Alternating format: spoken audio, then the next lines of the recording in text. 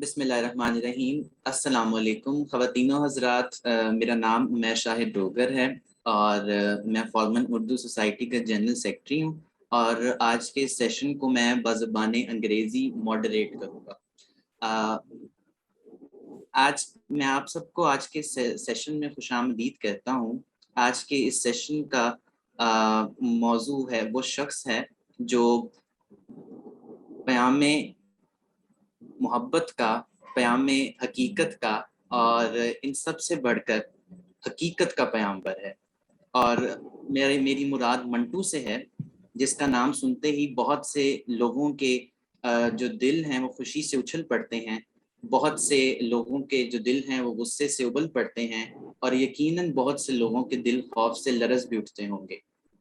خواتین و حضرات، منٹو اردو ادب کا سب سے بڑا افسانہ نگار ہے، اور آپ یقین کر لیجئے کہ یہ بات کہہ کر میں نے منشی پریم چند، کرشن چندر اور رجندر سنگھ بیدی، عصمت چغتائی، غلام عباس اور انتظار حسین جیسے ممتاز افسانہ نگاروں کو ایک طرف لپیٹ ہرگز نہیں دیا، بلکہ منٹو سب سے بڑا افسانہ نگار اس وجہ سے ہے کیونکہ منٹو کی فکر منفرد ہے اور منٹو کا طرز بیان جو ہے وہ بالکل یگانہ ہے۔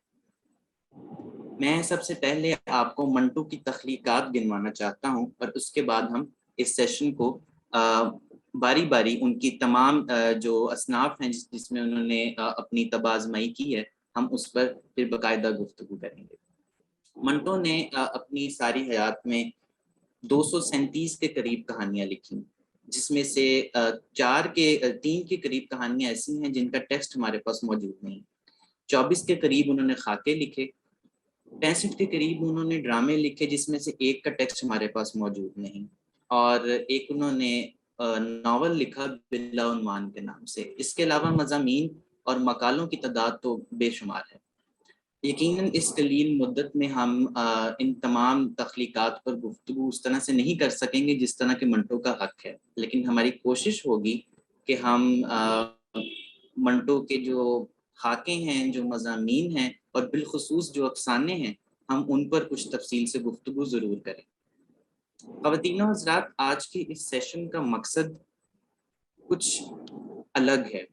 ہم منٹو کو اس طرح یاد نہیں کریں گے جس طرح باقی تعزیتی سیشنز میں کیا جاتا ہے۔ منٹو کو دنیا سے گزرے ہوئے غالباً 66 برس ہو چکے ہیں، 66 ایئرز، اور آج کے سیشن کا مقصد ہے کہ ہم تدبر کریں، سوچیں کہ معاشرے کی جو منافقت ہے، جو دوغلا پن ہے اور جو ڈھٹائی ہے، جس کے خلاف منٹو نے آج سے 66 برس قبل نعرہ انقلاب بلند کیا تھا، کیا اس میں کچھ کمی آئی ہے؟ آج کے اس سیشن کا مقصد یہ بھی ہے، اور بالخصوص یہ ہے کہ ہم آج کی جو ہمارے نسل کے نوجوان ہیں ان کے ساتھ ایک نشست کا انعقاد کریں اور ان سے جانیں کہ منٹو ان کے لیے کیا ہے، وہ منٹو کے بارے میں کیا سوچتے ہیں، اور ان کا منٹو سے تعارف کس طرح ہوا۔ 21ویں صدی میں منٹو کی مطابقت کیا ہے اور منٹو کا پڑھنا ضروری کیوں؟ اس سیشن میں میرے ساتھ میرے انتہائی قابل اور فاضل دوست موجود ہیں جو اس میں میرا ساتھ دیں گے۔ پہلے تو میں آپ سے تعارف کرواتا چلوں محمد طلحہ کا، جو ہماری سوسائٹی کے ایک بڑے محترم رکن ہیں۔ ان کا جو میجر ہے وہ اکنامکس ہے، لیکن یقین کیجئے کہ اس کی وجہ سے ان کی جو ادب دوستی ہے اس میں کچھ کمی واقعہ نہیں ہوئی، اور علم و ادب سے بڑا گہرا شغف رکھتے ہیں، کتابیں خوب پڑھتے رہتے ہیں، اسی وجہ سے میں نے ان کو آج زحمت دی ہے۔ اور آپ یقین کریں کہ یہ بہت مصروف تھے، لیکن ان کی مہربانی ہے کہ اس کے باوجود بھی یہ ہمارے ساتھ شامل ہوئے، اور آج یہ اپنا اظہار خیال منٹو کے حوالے سے ضرور کریں گے۔ ان کے ساتھ ہی ہمارے ساتھ موجود ہیں ہماری سوسائٹی کی ایک بہت اہم رکن، اور کنٹینٹ کے حوالے سے میں یہ کہنا چاہوں گا کہ وہ ہماری سوسائٹی کی روح رواں ہیں، شعر کہتی ہیں، اور اس کے علاوہ جو لکھنے کے حوالے سے ان کا قلم اس قدر رواں ہے کہ بہت خوبصورت انہوں نے تحریریں لکھی ہیں، اور ہماری سوسائٹی میں آپ اکثر ان کی لکھی ہوئی تحریروں سے لطف اندوز بھی ہوتے ہوں گے۔ شہر بانو، ان کا جو میجر ہے وہ پولیٹیکل سائنس ہے، لیکن سیاست کی جو کڑواہٹ ہے وہ ان کی شخصیت میں ذرا برابر بھی نہیں ہے۔ تو میں اس سیشن کا آغاز کرنا چاہوں گا منٹو کے مضامین سے۔ اس کی وجہ یہ ہے کہ منٹو کو سمجھنے کے لیے اس کے مضامین کو سمجھنا ضروری ہے، کیونکہ منٹو نے اپنی فکر کی جو توجیحات پیش کی ہیں وہ اپنے انہی مضامین میں کی ہیں۔ اور میں آغاز کرنا چاہوں گا منٹو کے ایک مضمون سے جس کا میں نے خصوصی طور پہ سیشن کے لیے انتخاب کیا ہے، اور اس کا جو عنوان ہے، جو اس کا موضوع ہے، وہ ہے کہ میں افسانہ کیوں کر لکھتا ہوں۔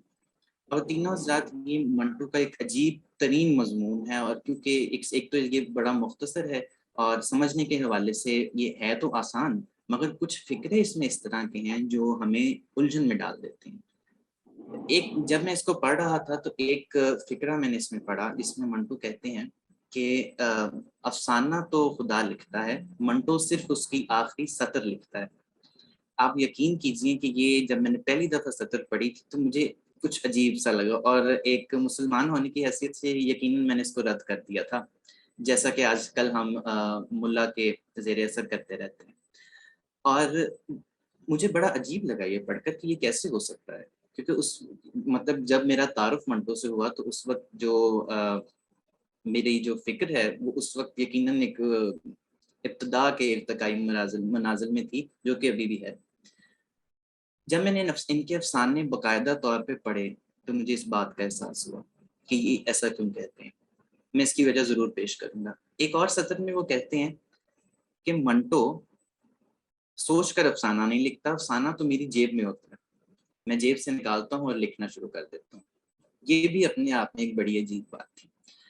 خواتین و حضرات، ادب کو تخلیق کرنے میں دو چیزیں کارگر ہوتی ہیں، مشاہدہ یا جس کو آپ تجربہ کہتے ہیں، اور دوسری چیز جو ہوتی ہے وہ ایک فکر ہوتی ہے جس کو آپ انگریزی میں امیجنیشن کہتے ہیں۔ منٹو کے ہاں جو چیز غالب رہی وہ منٹو کا تجربہ تھا، مشاہدہ تھا۔ تو اور شمیم حنفی نے بالخصوص منٹو کے بارے میں یہ کہا تھا کہ منٹو نے فکر کے بجائے تجربے کے بھروسے پر ساری کہانیاں لکھ ڈالی ہیں، یعنی جن چیزوں کا مشاہدہ اور تجربہ انہوں نے کیا، انہی چیزوں کو، انہی جو بڑی کرواہٹ سے بھرپور جو حقیقتیں تھیں، ان کو وہ اپنے جو افسانے ہیں ان کا موضوع بناتے چلے گئے، اور اسی طرح انہوں نے 237 کے قریب افسانے لکھے۔ اس کے علاوہ جو ان کے باقی جو مضامین ہیں ان میں سے میں نے ایک مضمون کا انتخاب کیا ہے جو میرے خیال میں اگر منٹو کا سب سے زیادہ نمائندہ تعارف کہا جائے تو یہ مضمون ہو سکتا ہے۔ اس کا جو عنوان ہے وہ ہے ادب جدید۔ یہ انہوں نے غالباً 1 جنوری 1944 گیشوری کالج بمبئی میں پڑھا تھا، اور اس میں انہوں نے 3 چیزوں پر بحث کی ہے۔ پہلی بات تو انہوں نے یہ کہی ہے کہ میں ادب پسند یعنی ترقی پسند ادیب کیوں ہوں، اور اس کے لیے انہوں نے بہت سی آگے بحث کی ہے، اس کو موضوع کو بہت کھینچا ہے۔ اس میں میں آپ کو بتاتا چلوں کہ ترقی پسند تحریک سے مراد، جس طرح اگر جو لوگ انگریزی ادب پڑھتے ہیں تو ان کو معلوم ہوگا کہ انگریزی ادب کو مختلف ادوار میں تقسیم کیا گیا ہے، اور تاکہ اس کو پڑھنے میں اور سمجھنے میں آسانی ہو۔ اسی طرح جو ان کے ادیب ہیں اور جو شاعر ہیں وہ بھی اپنے اپنے ادوار کے لحاظ سے ان کو تقسیم کر دیا گیا ہے، جس طرح میڈیول رومانٹسزم، اور آگے آتے آتے یہ باقی جو ان کے پوسٹ ماڈرنزم، ماڈرنزم اور اس طرح کی چیزیں۔ یہ اردو کے حوالے سے جو ایک بہت بڑی تحریک ہے وہ غالباً متاثر تو وہ مغرب سے ہی ہوئے ہیں، لیکن جو ایک بہت اہم تحریک ہے وہ یہ ترقی پسند تحریک تھی، جس میں شاعروں نے اور ادیبوں نے جو ایک ہمارے معاشرتی، تہذیبی اور روایتی قسم کے جو دقیانوسی خیالات تھے ادب کو لے کر، ان کو بالکل مسترد کر دیا اور اپنی شاعری میں حقیقت کو لکھنا شروع کیا، حقیقت بیان کرنا شروع کیا، اور معاشرے کو بالکل ویسے ہی بیان کیا جیسے انہوں نے اس کو دیکھا۔ تو منٹو نے اس کی وجہ پیش کی، اور یقیناً آپ کو پتہ ہے کہ جب اس طرح کی تحریک چلتی ہے تو جو بالکل ایک روایتی لوگ ہوتے ہیں، یا جن کا جو تعلق یا جن کی جڑیں دقیانوسی خیالات میں بہت گہری پیوست ہوتی ہیں، وہ یقیناً اس کے خلاف آواز اٹھاتے ہیں، اور اسی طرح منٹو کے ساتھ بھی ہوا۔ اب میں آپ کے سامنے چند سطریں پڑھوں گا جس میں منٹو نے اپنے ترقی پسند ہونے کی وجہ پیش کی ہے، ملاحظہ کیجیے گا۔ وہ کہتے ہیں کہ زمانے کے جس دور سے ہم اس وقت گزر رہے ہیں، اگر آپ اس سے ناواقف ہیں تو میرے افسانے پڑھیں۔ اگر آپ افسانوں کو برداشت کر سکتے ہیں تو اس کا مطلب یہ ہے کہ زمانہ ناقابل برداشت ہے۔ اگر آپ افسانوں کو برداشت نہیں کر سکتے تو اس کا مطلب یہ ہے کہ زمانہ ناقابل برداشت ہے۔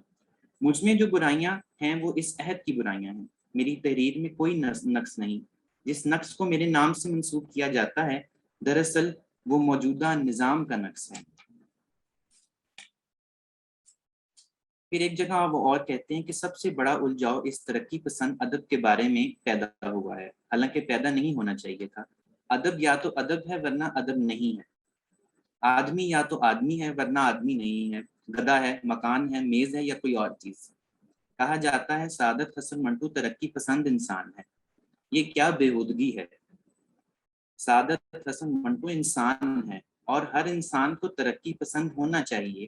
ترقی پسند کہہ کے لوگ میری صرف بیان نہیں کرتے بلکہ اپنی برائی کا ثبوت دیتے ہیں، جس کا مطلب یہ ہے کہ وہ خود ترقی پسند نہیں ہیں، یعنی وہ ترقی چاہتے ہی نہیں۔ میں زندگی کے ہر شعبے میں ترقی کا خواہش مند رہا ہوں۔ میں چاہتا ہوں کہ آپ سب ترقی کریں۔ تو اس میں آپ نے دیکھا کہ منٹو نے اپنے ترقی پسند ہونے کی جو ایک وجہ بیان کی ہے وہ کس قدر سادہ اور مختصر الفاظ میں بیان کی ہے۔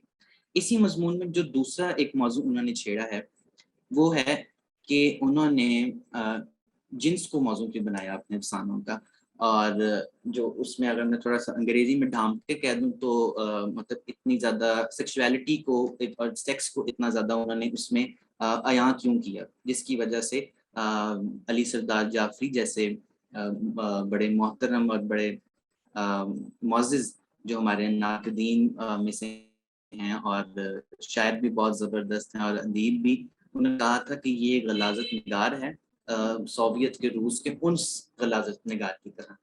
تو اب ان کا اس سے ان کی مراد وہاں کے جو ایک اس وقت کے مشہور ادیب تھے فیوڈر داستویسکی، ان سے ان کی مراد تھی۔ اور منٹو پہ میں آپ کو بتا دوں کہ دو لوگوں کا بہت گہرا اثر رہا ہے، ایک تو چرخوف کا اور دوسرا داستویسکی کا، اور یہ آپ کو ان کی تحریریں پڑھ کے باقاعدہ طور پہ نظر آئے گا، کیونکہ داستویسکی تو باقاعدہ ان کی جو وہاں ریئلزم کی موومنٹ تھی اس سے وابستہ تھے، اور منٹو نے ان کی جو تحریریں تھیں خاص طور پہ چرخوف کی اور داستویسکی کی اس کا ترجمے بہت زیادہ کیے ہیں، اور اسی وجہ سے منٹو کی تحریروں میں آپ کو ان کا کچھ نہ کچھ اثر ضرور نظر آئے گا۔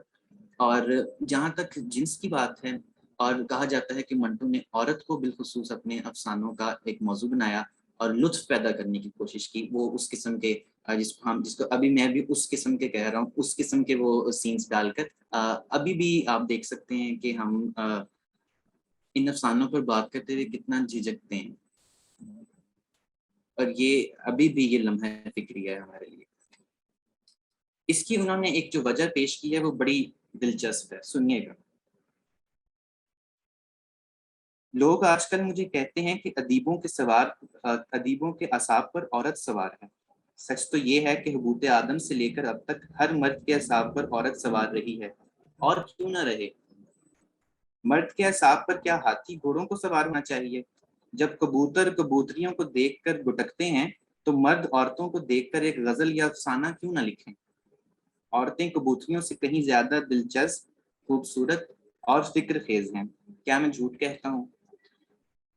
اب اس میں غالباً ایک جو چیز واضح آپ کو نظر آئی وہ مزاح ہے، اور میں اس کو تنقیدی مزاح کہتا ہوں، لیکن آپ نے اس میں ایک جو چیز جو واضح طور پر نظر آئی ہے، مجھے جو کم از کم نظر آتی ہے منٹو کے افسانے پڑھ کے، وہ یہ ہے کہ منٹو کے یہاں عورت کی عزت جس طرح منٹو نے کی ہے اس طرح شاید ان کے دور کے کسی ادیب نے نہیں کی۔ انہوں نے عورت کو مظلوم تو دکھایا ہے کہیں نہ کہیں، لیکن انہوں نے عورت کو اپنے پیروں پہ کھڑا ہونا بھی سکھایا اور اپنی عزت نفس کے لیے آواز بلند کرنا بھی سکھایا۔ اور آگے جس طرح ایک افسانہ ان کا ہتک ہے اس میں تو انہوں نے باقاعدہ طور پہ اس پہ بات کی، اور ہم یقیناً ابھی افسانوں پہ بھی گفتگو کریں گے ان سب پہ۔ اب میری خواہش ہوگی کہ میں طلحہ سے گزارش کروں کہ وہ منٹو کے بارے میں کچھ کہیں اور ہمیں یہ بتائیں کہ منٹو ان کے لیے کیا ہے، اور منٹو کے کون سے افسانے ایسے ہیں جن کو پڑھ کر طلحہ متاثر ہوا ہے۔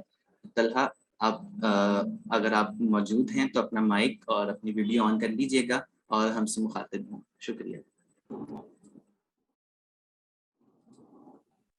السلام علیکم۔ سب اسٹارٹ کرنے سے پہلے میں تھوڑا آپ کی بات کو لے کے چلوں گا، جو آپ نے منافقت کی بات کی اور جو منٹو کا جو ایک رخ دکھایا معاشرے کو، جس طرح انہوں نے بتایا کہ یہ میرے جو افسانے ہیں یہ ایک آئینہ ہے اس معاشرے کا، جس میں آپ کو اس کا عکس نظر آتا ہے. تو جب ہم منٹو کی بات کرتے ہیں، جو ایک کرٹیک ہے منٹو کے اوپر، جو ان کے افسانوں کے اوپر بیسیکلی جیسے ٹنڈا گوشت ہے، یا جو بھو ہو گیا، یا ننگی آوازیں ہو گئی، یا کالی شلوار، اس طرح کے افسانوں کے اوپر جو ایک اعتراض اٹھتا ہے کہ منٹو ایک ایسی فضا کریٹ کرتا ہے جس میں سے آپ کے خود جو شہوانی جو آپ کے احساسات ہیں وہ ابھر آتے ہیں.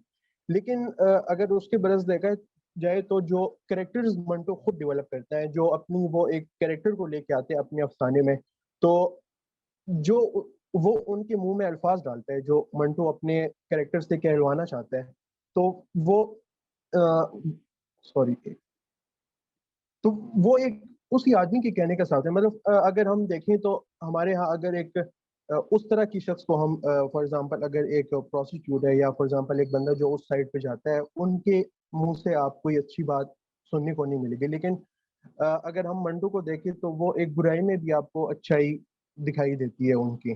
جیسے کہ اگر ہم ٹھنڈا گوشت کی بات کرتے ہیں تو منٹو ایک طرف تو بہت ڈپریس نظر آتا ہے اپنی سوسائٹی سے، اس ٹائم کی جو ہو رہا ہوتا ہے 1947 میں. لیکن اگر ٹھنڈا گوشت پہ اگر ہم تھوڑا سا اینالائز کریں اس کو اور آخر میں جا کے دیکھیں تو وہ ایک جو ایشور سنگھ ہے جو مین کیریکٹر ہے اسی افسانے کا، تو وہ آخر میں سن ہو جاتے ہیں جو واقعہ اس کے ساتھ ہوا ہوتا ہے.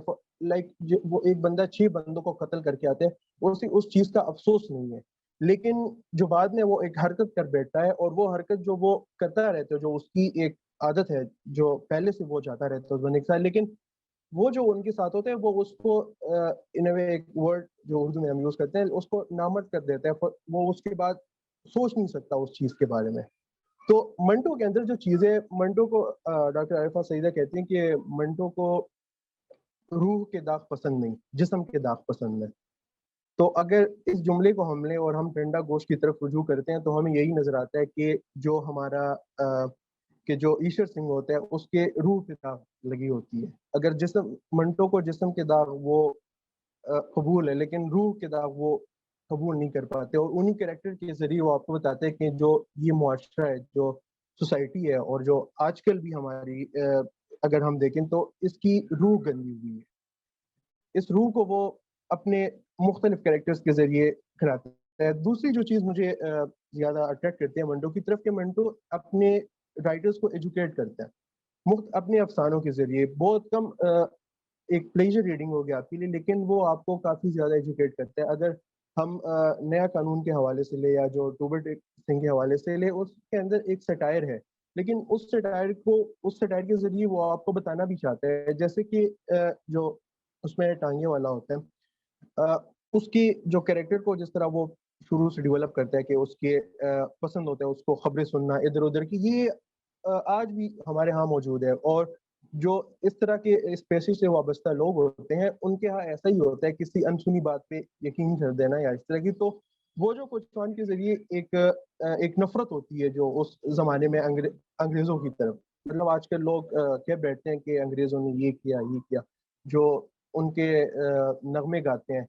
تو منٹو وہ بتاتا ہے اس کریکٹر کے ذریعے، آپ کو یہ بھی بتاتا ہے کہ اس زمانے کے لوگ کیا سمجھتے تھے انگریزوں کے بارے میں. جیسے کہ اس کی ایک نفرت ہوتی ہے، اور وہ صرف ایک نفرت ہوتی ہے اس کے پیچھے، جو وہ اس انگریز پہ چڑھ دوڑتا ہے اور اس کو مارتا پیٹتا ہے صرف ایک ایسی بات پہ جو انہوں نے پہلے کہیں سنی ہوتی ہے. اور اس پہ وہ ایک جیل چلا جاتا ہے، وہ چلاتا ہے کہ نیا قانون ہے، لیکن کوئی اس کی بات سننے کو تیار نہیں ہوتا، اسے پتہ ہی نہیں ہوتا کہ ہوا کیا ہے.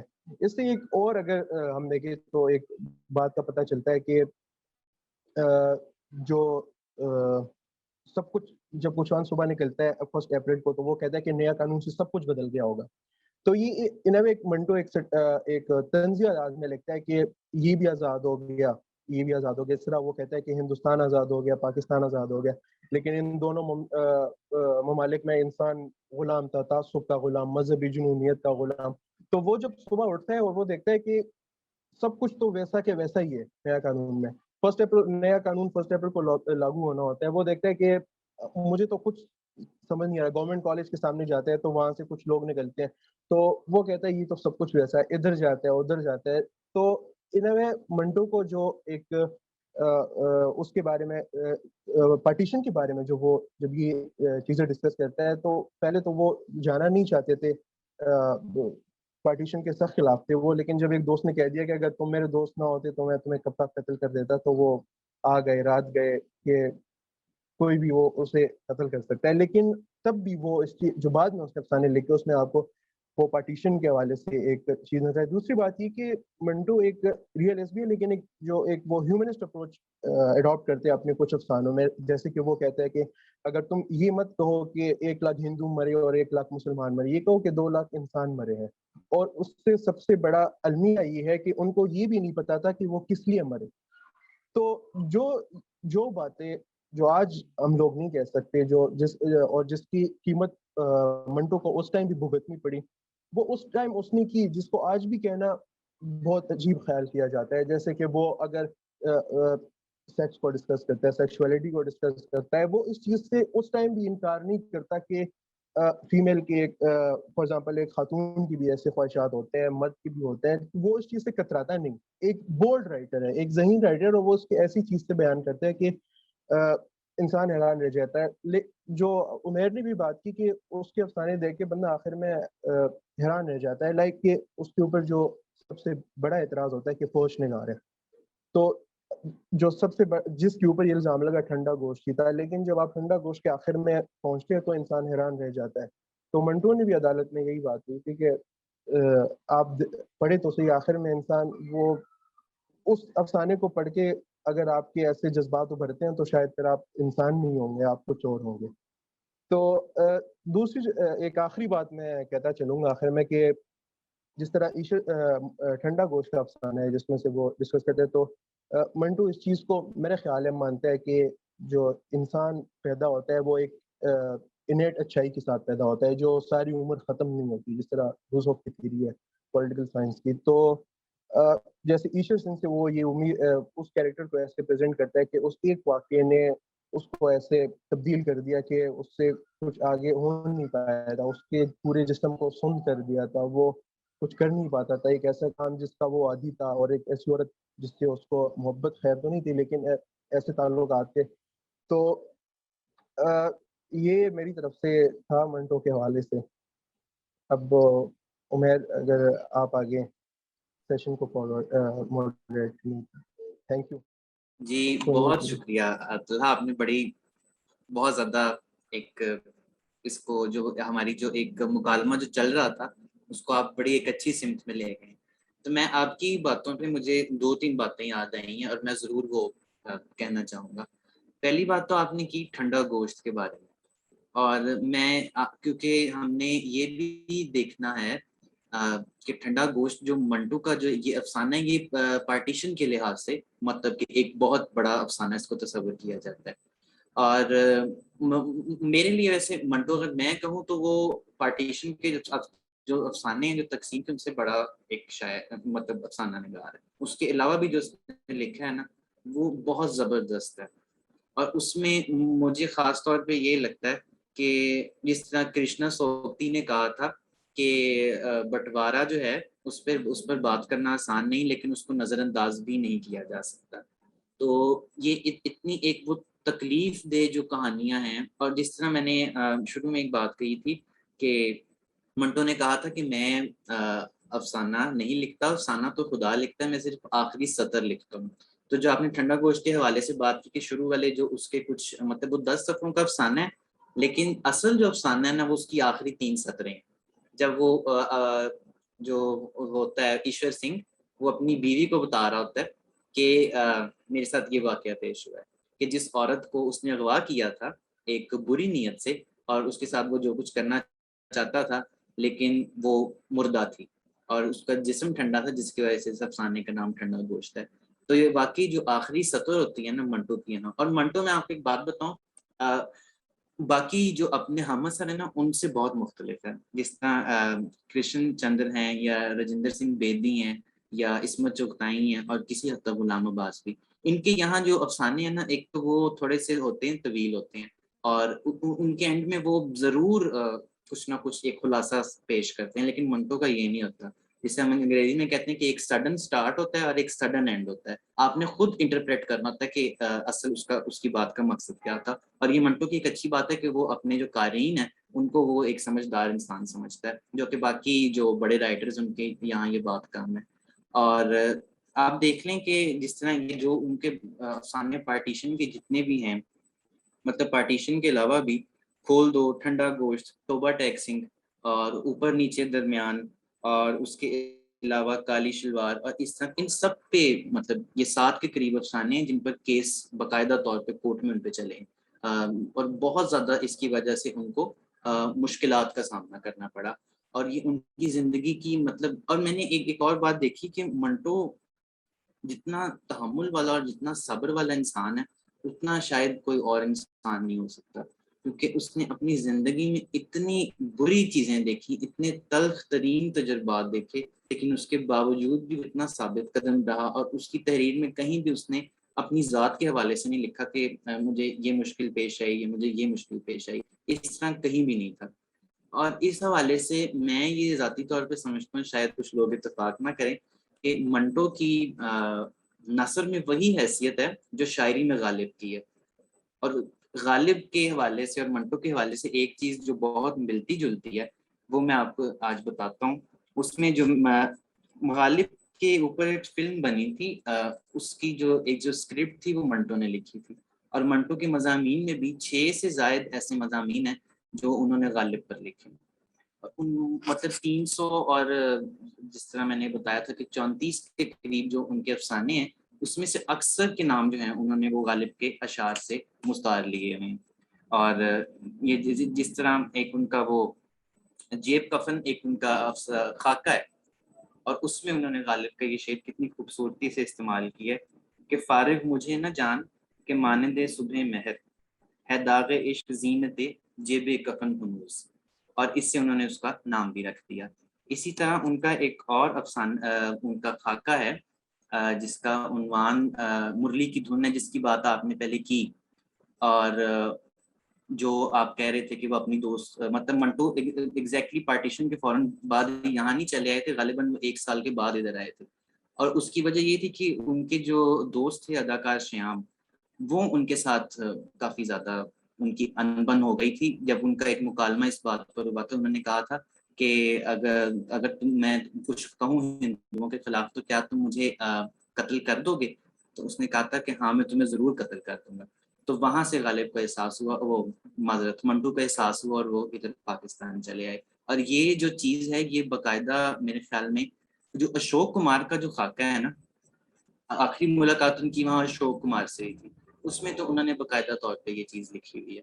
اور مطلب اس میں یہ مطلب پتہ لگتا ہے کہ اب منٹو یہاں آ کر بھی مطلب کہ جو ان کو یہی پتہ ہی نہیں لگ رہا تھا کہ میں وہ یہ سوچتے تھے کہ میں ہندوستان کا افسانہ نگار ہوں یا کہ میں پاکستان کا افسانہ نگار ہوں. اور بہت سے لوگ کہتے ہیں کہ منٹو کو مطلب وہ فیور میں نہیں تھے کہ تقسیم ہو 1947 کی، لیکن اس میں کوئی ایسی سچی بات نہیں ہے. منٹو کیونکہ جو افسانہ نگار ہوتے ہیں یا جو تخلیق نگار ہوتے ہیں کسی بھی حوالے سے، وہ بہت حساس لوگ ہوتے ہیں. اور جس طرح آپ نے بات کہی کہ ان کے دل، وہ جو آپ نے کہا کہ وہ بہت زیادہ تکلیف میں تھے، انہوں نے کہا کہ 1 لاکھ مسلمان یا 1 لاکھ ہندو نہیں، 2 لاکھ انسان مرے ہیں. تو وہ جو ایک پورا تقسیم کا جو ایک روگ تھا جو ان کے دل پہ تھا، وہ اس سے بہت زیادہ متاثر تھے. اور وہ اس کشمکش میں ہی رہے 8 سال پارٹیشن کے بعد. اور اس میں کہیں ایسی بات نہیں ہے کہ انہوں نے، اگر آپ نے وہ پڑھا ہو صبح استقلال کے نام سے شاید افسانہ ہے شروع میں یا کچھ اس طرح، اس میں بھی انہوں نے اس کی باقاعدہ وضاحت کی ہوئی ہے. اور جو مرلی کی دھن خاکہ ہے اس میں بھی انہوں نے شروع میں اس بات پہ بڑی لمبی بحث کی ہے، حالانکہ ہے تو وہ خاکہ، لیکن انہوں نے بہت لمبی اس پہ بحث کی ہے کہ میں ایک ہندوستان کا افسانہ نگار ہوں یا پاکستان کا افسانہ نگار. تو طلحہ آپ کچھ کہنا چاہ رہے تھے؟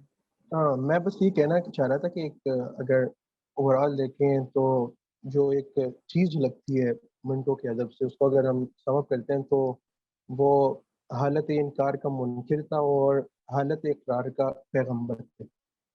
تو پورے اگر اس کو دیکھا جائے تو وہ کہتے تھے کہ خود جو ایک چیز جو لگتی ہے نا کہ اگر ایک کمزوری ہمارے یہاں کیا ہوتا ہے کہ ہم اگنور کر دیتے ہیں. اگر کوئی غلطی ہو تو ہم یا تو اس پہ ڈٹ جاتے ہیں یا اگنور کر دیتے ہیں, لیکن اپنی کمزوری اور اپنے آپ کو ٹٹولنا سب سے بڑا مشکل کام ہے. تو وہ کہتے تھے کہ اقرار کرو. خود بھی وہ کرتے ہیں کہ ایک معاشرہ اگر اقرار کرے گی اپنی غلطیوں کا, اس کا ازالہ کرے گی تو تب کچھ ٹھیک ہوگا, نہیں تو پھر تو جب آپ اقرار نہیں کریں گے تو چلے گا کیسے. تو وہ کہتے ہیں کہ وہ حالت انکار کا منکر اور حالت اقرار کا پیغمبر کا.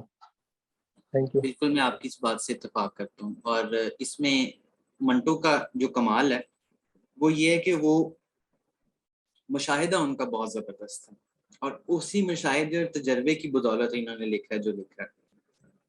مطلب کہ جو ایک کبھی کبھی ایسا بھی لگتا ہے بعض افسانوں میں کہ جو زبان کا جو چٹکارا ہے نا وہ اس طرح کا نہیں ہے جس طرح ہونا چاہیے تھا, لیکن وہ جو ایک سٹوری کا جو تھیسس ہوتا ہے اور جو کریکٹر ہوتے ہیں وہ اتنے زبردست ہوتے ہیں کہ یہ جو تھوڑی بہت کمیاں ہوتی ہیں خود بخود اگنور ہو جاتی ہیں. جس طرح ٹھنڈا گوشت میں آپ نے وہ ان کے جو مکالمے پڑھے ہیں ایشور سنگھ اور اس کے کلونت کور کے, تو آپ نے دیکھا کہ وہ جو گالیاں انہوں نے استعمال کی ہیں اور وہ کتنا وہ پڑھ کے کسی حد تک لطف تو آتا ہی ہے. اور وہ انہوں نے کہا تھا شمیم حنفی صاحب نے کہ کسی بھی زبان کی جو تخلیقی قوت کا اظہار ہوتا ہے وہ سب سے زیادہ اس کی گالیوں میں ہوتا ہے. تو اس سے وہ جو افسانہ ہے وہ اتنا زبردست ہے, اس کا ایک پہلو تقسیم ہے, دوسرا پہلو ظاہری بات ہے زبان ہے جتنی زبردست ایک وہ سکھوں والی انہوں نے استعمال کی ہوئی ہے اور باقاعدہ جو اس میں وہ گالیاں استعمال کی. تیسرا جو مجھے اس میں سب سے ایک دلچسپ بات لگتی ہے وہ ایشور سنگھ اور کلونت کور کی آپس کی جو ایک اٹیچمنٹ ہے نا وہ ہے. اور وہ اس کو اس بات سے کوئی پرواہ نہیں ہے کہ اس نے وہ جو چیزیں لوٹی ہیں ٹرینوں سے اور مسلمانوں سے وہ اس کے لیے لے کے نہیں ہے, لیکن اس کو اس بات کا افسوس ہے کہ اس نے میرے ساتھ بے وفائی کی ہے اور اس نے مطلب کچھ اس طرح کا حرکت کی ہے اس دوران. لیکن جب اس کو اینڈ پہ پتہ لگتا ہے اور تو وہ بہت زیادہ اتنا وہ ایموشنلی, حالانکہ منٹو نے بیان نہیں کیا لیکن کیونکہ ہم اتنا کھو جاتے ہیں تو ہم اس کو خود سے انٹرپریٹ کر سکتے ہیں کہ جو کلونت کور پہ جو بات گزری ہوگی جو اس پہ گزری ہوگی ایک عورت ہونے کی حیثیت سے وہ کتنی ایک دردناک کیفیت میں ہوگی اس وقت. تو اب میں چاہوں گا اگر شہر بانو ہمارے ساتھ موجود ہیں تو وہ کچھ نہ کچھ ضرور کہیں اور ہمیں بتائیں کہ منٹو ان کے لیے کیا ہے, انہوں نے منٹو کو کیسا پایا ہے اور وہ کیوں یہ سمجھتی ہیں کہ 2021 آج منٹو کے فوت ہونے کے تقریباً 66 سال بعد بھی منٹو کو پڑھنا ضروری کیوں ہے, اور ہم لوگوں کے لیے خاص طور پہ پڑھنا ضروری کیوں ہے. السلام علیکم, بہت شکریہ عمیر اور طلحہ, بہت ذہین آپ لوگوں نے ماشاءاللہ گفتگو کی. منٹو کے میں نے اپنے طور پہ جو پوائنٹس بنائے تھے اب میں سمجھتی ہوں کہ ان کو زیادہ مطلب اب وہ بکھر چکے ہیں. پہلے وہ بڑے آرگنائز تھے لیکن ماشاءاللہ آپ لوگوں نے کافی مختلف پہلو اس کے دیکھے ہیں, تو جس کی وجہ سے میں بھی چاہتی ہوں کہ آپ لوگوں نے جو گفتگو کی ہے اس کو ہی آگے لے کر چلوں. تو آپ نے ایک بات کی تھی مشاہدے کی کہ تجربے اور مشاہدے کو زیادہ ترجیح دی ہے منٹو نے تخیل یعنی امیجینیشن پر. تو میں اس کو ایسا سمجھتی ہوں کہ منٹو کے جو افسانے ہیں وہ علمی ہونے کی بجائے زیادہ تر آگہی کے افسانے, اور جو آگہی ہے وہ علم کا اونچا درجہ ہے. کیونکہ آپ کے پاس اگر علم ہے اور آپ کو اویئرنیس نہیں ہے اپنے ارد گرد کی, اپنی سراؤنڈنگس کی, تو پھر آپ اس طرح سے سروائیو نہیں کر سکتے اس معاشرے میں. جیسا کہ طلحہ نے بھی کہا کہ انکار جو ہے نا, انکار مت کریں اپنے ہی غلطیوں سے یا اپنے معاشرے میں جو آپ کو بری چیزیں لگ رہی ہیں, جتنا آپ ان کے اوپر پردہ ڈالیں گے اتنا ہی وہ بڑھتی جائیں گی. جیسے کہ ہمارا اگر کوئی ڈپریشن ہے اس کو ہم جتنا اگنور کریں گے وہ اتنا ہی بڑھتا جائے گا, اتنا ہی خطرناک ہوتا جائے گا. تو منٹو اس لیے بھی اہم ہے کہ انہوں نے اس چیز کو کہا کہ جسٹ ایکسپریس اٹ جیسے وہ ہے, بجائے اس کے کہ اس کو آپ دبائیں جس سے وہ مرض بڑھے. ٹھیک ہے. دوسری بات میں منٹو کے بارے میں یہ کہنا چاہتی ہوں کہ ان کے جو کردار ہیں جیسے کہ ایشور سنگھ کو لے لیں یا کلونت کور کو لے لیں, یا پھر وہ جو بو افسانے میں ایک خاتون ہے جو کہ گھاٹن خاتون ہے جو کام کرتی ہے, تو اس سے ان کی مراد وہ واحد خاتون نہیں ہے. وہ مرد اور عورت تو ایک طبقاتی جدوجہد میں رہے ہیں, مگر عورتوں کے اندر جو طبقات ہیں جن میں طوائف بھی آ جاتی ہے, جن میں ایک ڈاکٹر بھی آ جاتی ہے, ایک بیوروکریٹ بھی آ جاتی ہے, ٹھیک ہے نا, ان طبقات کو وہ ریپرزینٹ کرتی ہے. جو ایک کیریکٹر ہے وہ اس پورے طبقے کو ریپرزینٹ کرتا ہے منٹو کے افسانے میں, اور ان کی پوری جو حالات زندگی ہے وہ آپ کو اس ایک کیریکٹر سے پتا چلتی ہے. دوسری بات, اگر بو افسانے میں جیسے میں اگر کروں کہ وہ اس خاتون کو جو کہ گھاٹن تھی, وہ اس سے بہتر نہیں تھی. اگر ہم اپنے مطلب کہ سوسائٹل سٹینڈرڈز میں دیکھیں تو جو اس کی بیوی تھی, جو ایک فرسٹ کلاس مجسٹریٹ کی بیٹی تھی, اس سے وہ بہتر نہیں تھی وہ گھاٹن. لیکن ایک طرح سے وہ بتانا چاہ رہے کہ جب آپ کو ایک ایسی چیز کی لت لگ جائے جو کہ آپ کے لیے نقصان دہ ہو, لیکن اس سے بہتر بھی جب آپ کو ملتا ہے, تو مطلب میرے خیال سے جو میں اس کو دیکھتی ہوں کہ وہ نشے کو بتانا چاہ رہے کہ جب آپ کو ایک غلط چیز کا نشہ لگ جائے تو جتنی بھی اچھی چیزیں آپ کے حصے میں آئی آپ کو وہ کم لگتی ہے, آپ کو وہی چیز چاہیے ہوتی ہے جو آپ کے لیے نقصان دہ. لیکن بظاہر ہمیں وہ 2 خواتین اور 1 مرد کا افسانہ لگتا ہے, بو افسانہ. پھر اس کے بعد جو ہے منٹو کو فحش نگار بھی کہتے ہیں لوگ, جو ان پر تنقید کرتے ہیں. اس کے لیے میں انہی کی جو انہوں نے اپنے ڈیفینس میں بولی وہی لائن بولنا چاہوں گی کہ اگر آپ کو میرے افسانے فحش لگتے ہیں تو آپ ایک فحش معاشرے کا حصہ ہیں. اگر آپ ان کو برداشت کر سکتے ہیں تو آپ اس معاشرے کو برداشت کر سکتے ہیں, اور اگر آپ کو میرے افسانے فحش نہیں لگتے تو پھر آپ کا معاشرہ فحش نہیں ہے, آپ اس کو برداشت کر سکتے ہیں تو دیکھ لیں, because it is reality, it is what it is. تو بس یہی کہنا چاہوں گی ابھی تو, کیونکہ زیادہ ہم اگر جائیں افسانوں میں تو وہ پھر ایک لمبی سٹوری بن جاتی ہے, اور پھر سب نے اگر وہ پڑھے ہوں تو ہی آپ اس پر بتا سکتے ہیں. لیکن یہ ہے کہ منٹو باقاعدہ طور پر بہت مزہ آتا ہے پڑھنے کا اگر آپ اس کو طریقے سے پڑھیں, کیونکہ میں سمجھتی ہوں ہر رائٹر کو پڑھنے کا ایک طریقہ ہے. آپ نے تو بالکل صحیح کہا, میں آپ کی ساری باتوں سے اتفاق کرتا ہوں. اور آپ نے بو کا ذکر کیا, اسی سے ملتا جلتا ایک افسانہ جو میرے ذہن میں آیا ہے وہ ہیتک ہے منٹو کا, جس کو تنقید نگار تو یہ کہتے ہیں کہ وہ نہ صرف اردو کی بلکہ دنیا کی سب سے بڑی کہانیوں میں سے ایک کہانی ہے. اور یقین وہ منٹو کی تھوڑا سا ذرا نسبتاً دوسرے افسانوں کے ایک لمبا افسانہ ہے. میرے خیال میں 17 سے 18 صفحے اس کے ضرور ہوں گے. اور اس میں جو انہوں نے ایک طوائف کا جو کردار جو پیش کیا ہے سوگندھی کا, اور اس میں 3 مطلب اس کے جو ایک کہنا چاہیے ٹرننگ پوائنٹس آتے ہیں, وہ پڑھنے کے حوالے سے اتنا زبردست اور اتنا گہرا افسانہ ہے نا کہ کوئی شاید تصور نہیں کر سکتا. اور اس کو پڑھ کے جو منٹو کے بارے میں دوسری باتیں سنی ہوئی تھی کہ جس طرح ان کا جو آنا جانا گزار حسن میں تھا اور ان جگہوں پہ, تو وہ سچ ثابت ہوتی ہیں, کیونکہ جس طرح میں نے کہا کہ منٹو کی یہاں مشاہدہ غالب ہے, تجربہ غالب ہے بجائے ایک امیجنیشن کے. جس طرح انہوں نے اس طوائف کے وہ کمرے کی پوری ایک مطلب حالت بیان کی ہے کہ شیشہ کہاں رکھا ہوا ہے, کتا کدھر بیٹھا ہوا ہے, اور وہ سارا, اور وہ پھر وہ آئینے کہاں لگے ہوئے ہیں چھوٹے چھوٹے, اور پھر اس میں جو انہوں نے خاص طور پہ جو اس کے پلنگ کو جس طرح بیان کیا ہے, اور یہ سارا کچھ کر کے اس کی غربت کو اور اس کی غلاظت کو جس طرح بیان کیا ہے, جس گندے ماحول میں وہ بیچاری رہ رہی ہوتی ہے سوگندھی.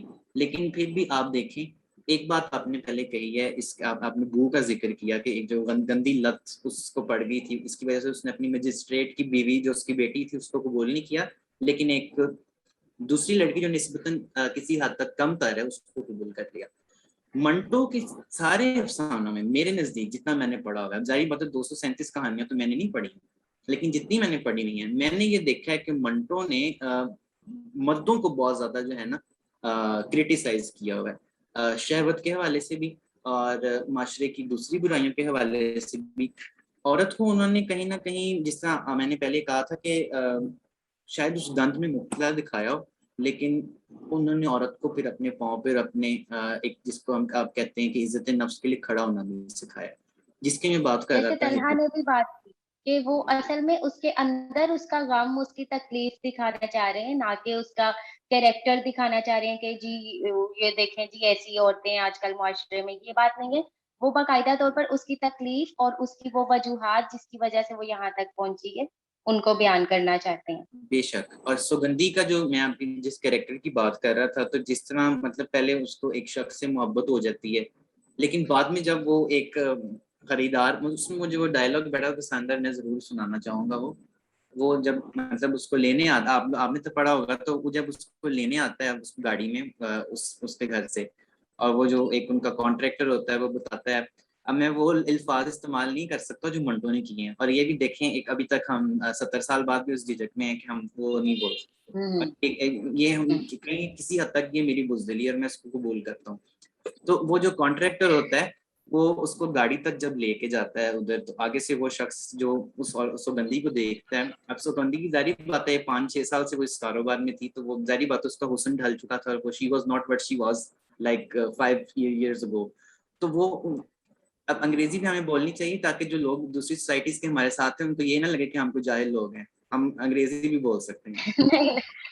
تو اس لیے نہیں، انگریزی کون سا وہ اردو بولنے والے تھوڑی جاہل ہوتے ہیں یا انگریزی بولنے والے عالم آپ کو نہیں ہوتے پتا ہیں. آج کل یہی ہے. لیکن آج کل کے پیمانے وہی نا منٹو نے جو سوسائٹل پیمانے بتائے تھے اسی پہ دیکھنا پڑتا ہے، اویئر رہنا پڑتا ہے سوسائٹی. اور ایف سی میں تو ویسے ہی اردو بولنا بہت بڑا گناہ ہے، تو میں تو بہت اس کی احتیاط کرتا ہوں. تو جب میں بات کر رہا تھا کہ وہ پاس جاتی ہے، جی گاڑی کے پاس جاتی ہے، تو وہ جو شخص ہوتا ہے جو بڑا امیر ترین انسان ہوتا ہے اس کو دیکھ کے کہتا ہے، اس کے منہ پہ لائٹ مارتا ہے، اس کو دیکھ کے کہتا ہے ہوں، یعنی 30 روپے میں بات ہوئی ہوتی لیکن وہ پھر بھی اس کو کہتا ہے ہوں، یعنی کہ بہت گھٹیا ایک چیز ہے، میں اس کو پسند نہیں کرتا. اس کے بعد کا جو اس میں سارا سین ہے نا، وہ امیجنیشن وہ اپنی کر رہی ہے. وہ کہتی ہے کاش یہ بندہ واپس آ جائے اور میں اس کو کہہ سکوں کہ تم میرا جسم تو خرید سکتے ہو اتنے پیسوں میں، لیکن جو میرا زمین ہے اور جو میرے اندر ہے اس کو تمہارا باپ بھی نہیں خرید سکتا. اتنا وہ پاورفل ڈائلاگ تھا. مجھے تو ایسا لگ رہا تھا کہ وہ منٹو نے نہیں لکھا ہوا، وہ شاید ماروی سرمد نے لکھا ہوا ہے. اتنا وہ فیمنسٹ والا وہ ایک ڈائلاگ تھا، اور اتنا مطلب اس کو ایک عورت کو کس طرح بہت زیادہ، اور ایک عورت کو مطلب وہ جو بھی ہے، لیکن منٹو نے، کیونکہ میں نے جس طرح کہا کہ منٹو نے اینٹی ہیروز کو ہیروز بنایا، گرے پڑے لوگوں کی کہانیاں لکھی ہیں. اوور ٹیکسنگ میں بھی اس طرح ہی، حالانکہ وہ شخص پاگل ہے، اس کا معاشرے میں اس طرح سے کوئی کردار نہیں ہے، لیکن کس طرح خوبصورتی سے منٹو نے اس کو بیان کیا. اور وہ جو ایک ڈائلاگ بار بار وہ بول رہا ہوتا ہے، وہ کتنی روانی میں، اور وہ سارا. تو اس میں میرا جو کہنے کا مقصد یہ تھا کہ منٹو کے یہاں آپ کو شاید ایلیٹ نہ ملے، شاید کیا ایلیٹ ہے ہی نہیں منٹو کے یہاں، لیکن آپ کو جو اس میں ایک چیز جو گرے پڑے ہم جن کو ہم نے اگنور کر دیا ہے، جن کو ہم سمجھتے ہیں کہ یہ معاشرے کا حصہ ہیں، طوائفیں ہو گئیں. اب مجھے ایک اور بات یاد آ گئی کہ میرے ایک دوست ہے، ویسے ہے تو ذاتی بات لیکن میں کہنا چاہتا ہوں کہ تھوڑی ریلیٹیبل ہے باقی چیزوں سے. اس نے مجھے کہا کہ میں نے منٹو کو پڑھا اور مجھے ایسا لگتا ہے کہ منٹو کے یہاں ہر طوائف ایک بڑی شریف عورت اور ہر مولوی ہے نا وہ بڑا ایک خراب انسان ہے. تو یہ ہر کسی کی انٹرپریٹیشن پہ ہے کہ آپ اس چیز کو کس طرح دیکھتے ہو. سب سے بڑی بات یہ کہ اس دور میں رہتے ہوئے بھی کسی میں اتنی جرت تھی کہ وہ معاشرے کی اس دوغلے پن کے خلاف کھڑا ہو جائے اور وہ ان کو بتائے کہ جو تم لوگ دیکھتے ہو وہی سچ نہیں ہے. میں تمہیں حقیقت بتاؤں گا. جس سے ہم نے اپنی کیپشن بھی لکھا ہے، منٹو نے جب معاشرے کو آئینہ دکھایا تو پھر ہم لوگ ذرا گھبرا گئے. اور ایک میں اس کو کرنے کے لیے سبگا ہمارے ساتھ ہیں، اگر وہ کچھ کہنا چاہتی ہیں تو پلیز اپنے ویڈیو آن کر لیں، اور وہ کچھ کہنا چاہ رہی تھی. السلام علیکم آپ سب کو، میری آواز آ رہی ہے؟ جی بالکل آ رہی ہے.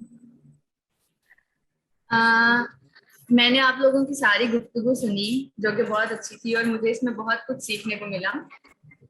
لیکن میرا ماننا یہ ہے کہ جو چیز سچی ہوتی ہے نا ہمارے معاشرے میں، وہ ہمیشہ کڑوی لگتی ہے.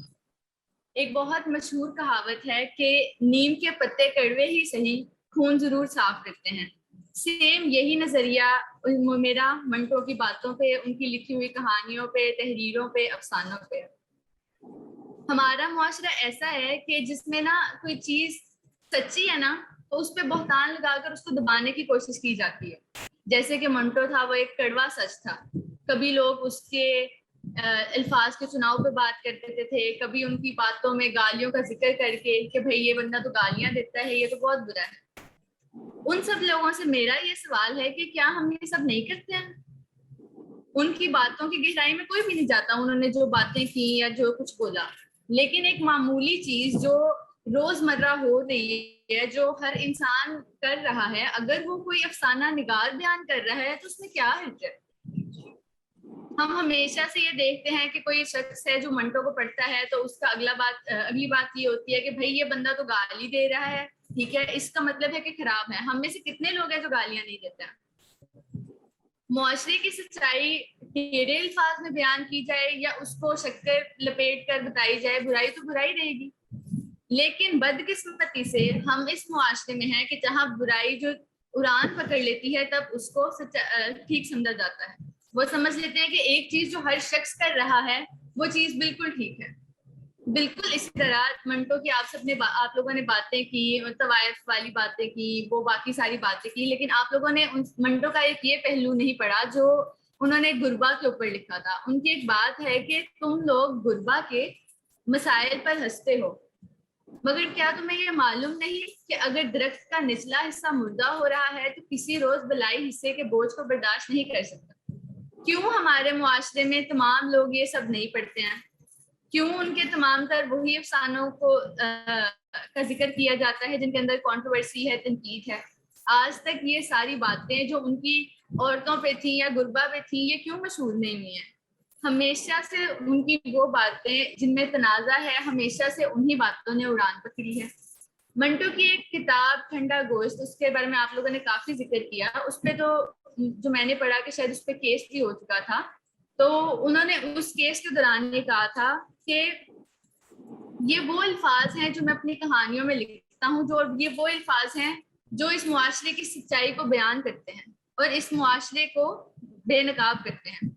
اگر یہ لوگ یہ کہانیاں نہیں برداشت کر سکتے تو معاشرے کو کیسے کر لیتے ہیں؟ میں تو بس معاشرے کو اپنے الفاظ سے بے نقاب کر رہا ہوں، اور ان کی یہ بات میرے لحاظ سے تو 100% سچ ہے۔ جہاں تک ان کے افسانوں کی بات ہے تو عمیر نے بھی یہ بات کی تھی کہ منٹو کہتے ہیں کہ افسانہ مجھے لکھتا ہے، میں افسانے کو نہیں، ٹھیک ہے۔ یہ ایک بہت گہری بات ہے، کیونکہ آپ کا اپنے اوپر بہت کامل اعتماد ہونا چاہیے اپنے بارے میں اتنی بڑی بات کرنے کے لیے۔ تو میرے خیال سے تو منٹو ایک سچ ہے، ایک سچ کا اسی پر آپ کی بات کاٹ رہا ہوں، مجھے ایک بات یاد آئی کامل اعتماد سے۔ منٹو نے اپنی زندگی میں اپنی قبر کے کتبے تیار کروا لیے تھے، شاید ان کو پتا تھا کہ انہوں نے اتنی جوان عمری میں اس دنیا سے چلے جانا ہے۔ تو ایک جو کتبہ بھی ان کی قبر پہ لگا ہوا ہے، وہ اس پہ لکھا ہوا ہے کہ یہ سعادت حسن منٹو کی قبر ہے، جو آج بھی یہ سمجھتا ہے کہ اس کا نام لوہے جہاں پہ حرف مقرر نہیں تھا۔ لوہے جہاں، جس طرح اقبال کے شعر میں ہے کہ کی محمد سے وفا تو نے تو ہم تیرے ہیں، یہ جہاں چیز کیا ہے لوہ و قلم تیرے ہیں۔ تو لوہ جس پہ قسمت لکھی جاتی ہے اور حرف مقرر غلط لکھا ہوا لفظ۔ جی کتنی گہری بات ہے کہ منٹو آج بھی یہی سمجھتا ہے کہ اس کا نام لوہے جہاں پہ حرف مقرر نہیں تھا۔ اور دوسرا کتبہ جو انہوں نے اپنی زندگی میں تو تیار کرایا تھا، جو ان کی خواہش تھی کہ ان کی قبر پہ لگتا، وہ اب سنیں کیا ہے۔ اور بہت گہری بات ہے اس میں، اس کو اس کی جو ظاہری معنویت ہے اس کے لحاظ سے نہ سمجھیے گا، اس میں جو ایک اس کا چھپا ہوا پہلو ہے اس کو سمجھنے کی کوشش کیجیے گا۔ وہ کہتا ہے کہ یہ سعادت حسن منٹو کی قبر ہے، یہ کتبہ ہے جو قبر پہ لگتا ہے۔ وہ کہتے ہیں یہ سعادت حسن منٹو کی قبر ہے جس میں فن افسانہ نگاری کے سارے اسرار و رموز دفن ہیں۔ منٹو آج بھی منو مٹی تلے یہ سوچتا ہے کہ وہ زیادہ بڑا افسانہ نگار ہے یا اس کا خدا۔ اب اس کو ظاہری بات تو اس کو دیکھتے ساتھ ہی اس وقت کے مولویوں نے تو شور مچا دیا تھا، لیکن اس میں جو چھپی ہوئی چیز ہے وہ ایک شخص کا اپنے اوپر اعتماد ہے کہ میری جو تخلیقی قوت ہے وہ اتنی زبردست ہے کہ میں کچھ بھی لکھ سکتا ہوں۔ ظاہری معنویت سے یہ ایک جس طرح ہم تو پکے مسلمان ہونے کے لیے فوراً فتویٰ جو آج کل لگاتے ہیں وہ ابھی بھی لگ سکتا ہے، لیکن جس طرح میں نے کہا کہ چھپے ہوئے پہلو کو دیکھنا چاہیے، اور کتنی ایک بڑی چیز تھی اور ایک شخص کا کتنا اعتبار تھا اپنی ذات پر جو اس نے اتنی بڑی بات کہہ دی۔ اور آپ یہ افسانہ پڑھ کے دیکھیں، آپ کو یہ بات یہ ثابت بھی ہوگی۔ جی طلحہ۔ میں یہ کہہ رہا تھا کہ اپنے بارے میں جب اس نے کہا کہ شاید سعادت حسن مر جائے لیکن منٹو زندہ رہے، تو ایسا ہی ہوا کہ شاید مشکل ہے کہ مطلب منٹو کے نام سے ابھی تک جانا جاتا ہے۔ اور دوسری بات جو سبحانی کی کہ اور میرے خیال میں یہ ایک سب کے درمیان ایک کلیکٹو چیز تھی، منٹو ان چیزوں کو باہر لے کے آتے ہیں جن کے بارے میں بات کرنا ابھی تک عجیب سمجھا جاتا ہے، اور دوسری جو ایک اعتراض کے حوالے سے کہا جا سکتا ہے کہ وہ طوائفوں کی بات کیوں کرتا ہے, وہ ان لوگوں کی بات کیوں کرتا ہے, تو وہ اس لیے کرتا ہے کہ وہ آپ کو ان لوگوں کے بارے میں پتہ نہیں دیتا کہ آپ جائیں اور دیکھیں, بلکہ وہ آپ کو یہ بتاتا ہے کہ وہ لوگ رہتے کس حال میں, ان کے حالات کیا ہیں, ان کے مسائل کیا ہیں, وہ بھی انسان ہے. مطلب ان کی وہ یہ فرق نہیں کرتا کہ ہندو کون ہے, مسلمان کون ہے, یا کوئی اور کون ہے. اس بات پہ اگر کسی کو ہو تو میں معذرت چاہوں گا, لیکن یہ منٹو کی چیز میں یہ ہے کہ وہ سب کا انسان سمجھتا ہے. اور میرے خیال میں یہی اس کے سب سے بڑی خوبی ہے کہ, اور جو اس کو بے دوسرے شک افسانہ نگاروں سے ممتاز بناتی ہے. جیسے لیکن ان کی جو ایک سملیرٹی ہے وہ عصمت چغتائی کے افسانے اگر ہم پڑھے, لحاف ہو گیا, یا جو میں ان کے پہلے پڑھے تھے نام یاد ہے, لیکن ان کی اور جو منٹو ہیں ان کے درمیان اچھی خاصی سملیرٹیز ہیں. وہ بھی ایسی چیزوں کو ڈسکس کرتی ہیں. مطلب ایک بولڈ افسانہ نگار ہے وہ بھی, جس میں طرح کے آپ نے لحاف کا ذکر کیا تو میرے ذہن میں ایک بات آئی, میں وہ بھی بتانا چاہتا ہوں. منٹو نے جو کچھ لکھا ہے وہ بالکل اس کے لیے شرمسار نہیں تھے. اس کو مگر میں بزبانی انگریزی کہتا ہوں کہ وہ ان اپولوجیٹک نہیں تھے اپنے لٹریچر کے لیے. تو وہ یہی ایکسپیکٹ کرتے تھے باقی لوگوں سے. اب جس طرح وہ لحاف پہ بات کر رہے تھے ایک دفعہ عصمت چغتائی کے ساتھ, تو اب وہ لحاف بھی آپ کو پتہ ہے کہ اس کا جو ایک اس میں جو ہومو سیکشولیٹی والا ایک جو فیکٹر ہے, باقی چیزیں وہ عصمت چغتائی نے جو اپنے طریقے سے بیان کی ہیں, تو اس میں وہ عصمت چغتائی سے بات کرتے, تو ظاہری بات ہے اس کے آخری صفحات میں تو کچھ اس طرح کے سینز ہیں. تو وہ جب آخری صفحات تک پہنچے نا منٹو اور عصمت چغتائی, تو عصمت چغتائی کے چہرے پہ لالی آ گئی. تو منٹو نے کہا کہ دھت تیری کی, یہ بھی عورت نکلی, کہ یعنی کہ اس سمجھ رہے ہیں نا آپ میری بات. تو اس طرح سے منٹو وہ جو اب جس کو اس طرح اگر ہم سم اپ اس کو تھوڑا کریں اور شہر بانوں کی بھی رائے لے لیں, اور پھر اگر کوئی اور بھی بات کرنا چاہتا ہے تو ہم اس کو بھی موقع دے دیتے ہیں. اور اگر زیادہ طویل آپ نے بات نہیں کرنی تو آپ چیٹ میں لکھ سکتے ہیں, میں آپ کے لیے پڑھ دوں گا. شہر بانو آپ کچھ کہہ دیں جلدی سے, پھر ہم اس کو ختم کریں. جی میں سبغا کی بات سے ہی آگے بات کرنا چاہتی تھی, لیکن پھر میں نے ان کی بات کاٹی نہیں. منٹو نے خود بھی یہی کہا ہے کہ میں سوسائٹی اور معاشرے کی چولی کیا اتاروں گا جو ہے ہی ننگی, اور میں اس کو کپڑے پہنانے کی کوشش بھی نہیں کروں گا کیونکہ یہ میرا نہیں درزیوں کا کام. اور پھر وہ کہتے ہیں کہ لوگ مجھے سیاہ قلم کہتے ہیں, لیکن میں تختے سیاہ پہ سفید قلم سے لکھتا ہوں تاکہ اس کی سیاہی جو ہے وہ مزید نمایاں ہو جائے. بہت آپ نے بڑی یہاں گہری پہ بات. میں منٹو کی انہی باتوں پہ میں اپنا یہ سماپت کرنا چاہتی ہوں اپنی طرف سے ڈسکشن کو. باقی آپ اپنی رائے دے دیں اور جیسے اور آپ اگر چاہتے ہیں سیشن کو. میں آخر میں کچھ کہہ دوں, بس ایک دو جملہ. جی جی جی بالکل. وہ منڈو کہتے ہیں کہ آخر میں افسانے ہی رہ جاتے ہیں اور ان کے کردار. تو یہی میری طرف سے بھی ہوگا منٹو کے حوالے سے. باقی آگے اگر کوئی بولنا چاہے تو.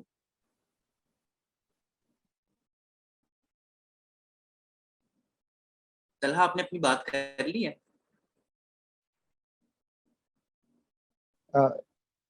میں یہ کہہ رہا تھا کہ آخر میں افسانے ہی رہ جاتے ہیں اور ان کے کردار. بس یہ منٹو کے حوالے سے میری طرف سے تھا پورا. بہت زبردست, میں سن نہیں سکا تھا پہلے.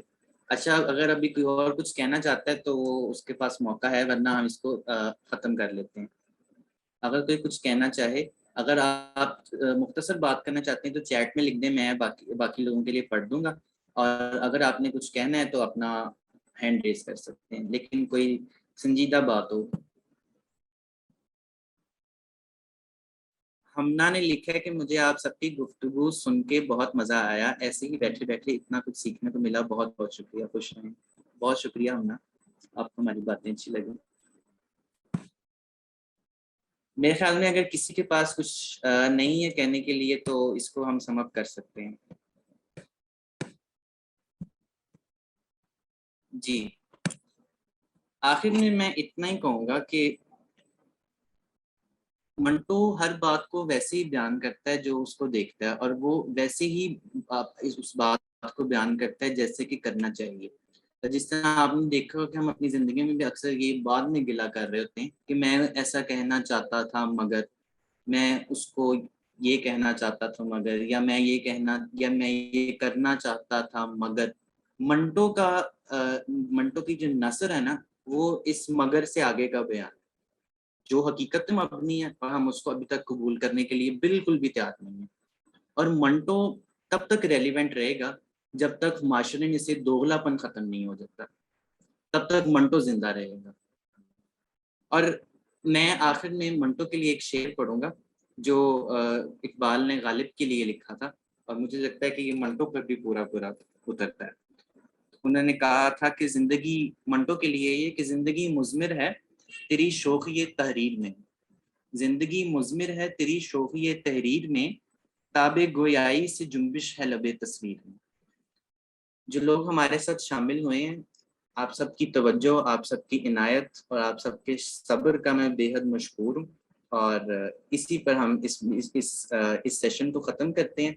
और मुझे उम्मीद है कि आप सबको आज के इस सेशन से कुव्वत तहरीक आपके अंदर ज़रूर पैदा हुई होगी, और मंटो के बारे में बहुत सी जो खलफिशात और बहुत से जो गलत नज़रियात हैं वो दूर हो गए होंगे।